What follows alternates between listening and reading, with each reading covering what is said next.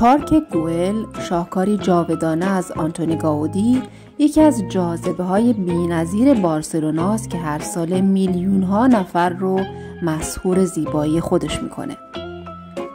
جالبه بدونید که این پارک در ابتدا قرار بود یه منطقه مسکونی لوکس برای اشراف باشه، اما سرنوشت مسیر دیگری رو رقم زد و اون رو به یکی از دیدنی ترین پارک های عمومی جهان تبدیل کرد.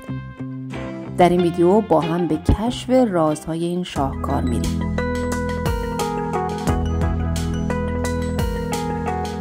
گاودی در طراحی پارک از خطوط منحنی و اشکال ارگانیک استفاده کرده.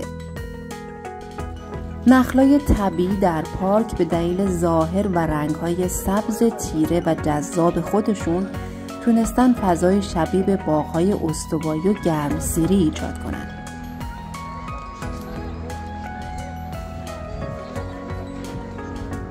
همچنین علاوه بر این درختان نخل، درختان دیگری نیز وجود دارند که ظاهری شبیه به نخل دارند، اما از سنگ ساخته شدند. نیمکت‌های سرامیکی موجدار که در بخش فوقانی پارک گوئل قرار دارند، یکی از خلاقانه ترین طراحی‌های آنتونی گاودی هستند.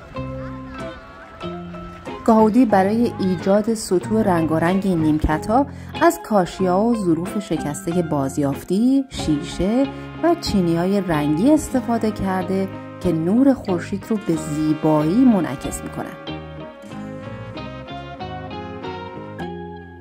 در ورودی پارک دو خانه شبیه به خانه‌های افسانه‌ای می‌بینید که حس یک دنیای فانتزی رو برای شما ایجاد می‌کنه. سقف‌های موجدار و پوشیده از کاشی‌های رنگی مثل خامه روی کیک هستند و برجک‌ها و دودکش‌ها شبیه به درختان و قاشای جنگلی طراحی شدند. دیوارهای این خونه‌ها از سنگ‌های طبیعی محلی ساخته شدند و در برخی از قسمت‌های دیوار تکنیک کاشی‌های شکسته به کار رفته.